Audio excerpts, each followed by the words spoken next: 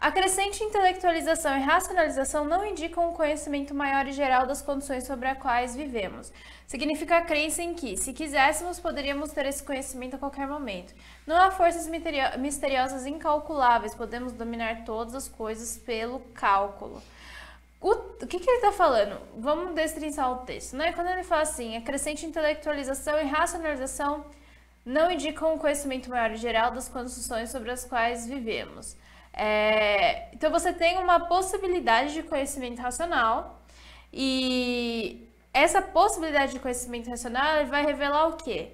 Uma certa modernidade. E essa modernidade ela questiona as forças que antes poderiam ser consideradas misteriosas. Então, por exemplo, se você tem uma sociedade pautada no viés religioso, místico, para uma sociedade racional, esse é um mistério. Então, aquele mistério que, a ponto de vista místico, tinha um resultado, do ponto de vista racional, você vai ter outro resultado, tá? Essas forças racionais, elas trazem o que o pessoal vai chamar de desencantamento do mundo. Então, esse desencantamento tem a ver com o mito e aquela cidade mística e mitológica não ser mais a base da compreensão da realidade mesmo, tá? E isso, bom, essa ideia de você quebrar, de você ter outras compreensões da realidade está muito relacionado com filosofia também. E o que é a filosofia? A filosofia é você refletir sobre o mundo que você vive.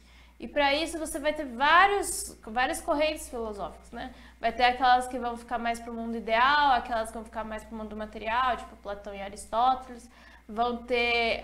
e essas formas de você enxergar o mundo fazem com que você estabeleça um direcionamento para um mundo específico, tá? No Weber não é diferente. Quando ele vai falar da racionalização, ele está discutindo isso. Quando ele fala, não há forças misteriosas e incalculáveis, podemos dominar todas as coisas pelo cálculo, é você estabelecer a racionalidade dentro da sociedade.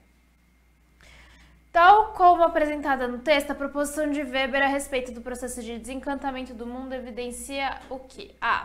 O progresso civilizatório como decorrência da expansão do industrialismo. Ele não está falando disso, ele não está falando de progresso civilizatório, ele não está trazendo aspectos relacionados à civilização e ao industrialismo. Vocês podem fazer essa ligação porque isso é algo que é dado, né? São características do momento. Então, no 19 a gente tem esse tipo de característica.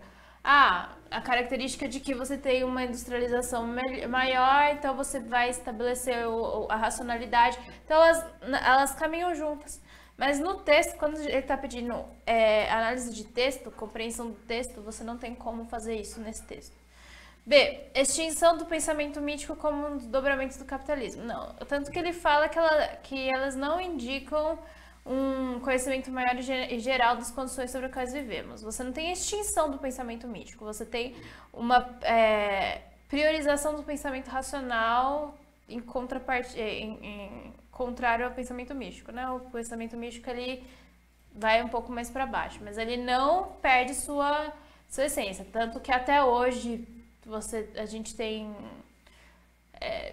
se até hoje a gente pode utilizar assim como algumas políticas, a falta de políticas públicas em alguns setores da sociedade, como aborto, por exemplo, é muito relacionado à igreja, à mística, né? A mitologia de que a vida é sagrada, então você não pode abortar porque você está cometendo um pecado. E isso até parece meio doido que a gente fala sobre isso, mas isso é basicamente essa tradição cristã que rege ainda a nossa vida. Então dizer que o pensamento mítico não funciona, não está ali, é mentira. C. Emancipação como consequência do processo de racionalização da vida. Ele não está falando de emancipação, porque quando ele fala que não indica conhecimento maior geral, significa que não está totalmente emancipado, né, desse conhecimento mítico. D. Afastamento das crenças tradicionais como uma característica da modernidade. Essa é a mais correta, porque você tem um afastamento dessas crenças tradicionais. Então, aquela base, como eu falei para vocês, ela não é mais o ponto... Quer ver? Vou dar um exemplo mais claro.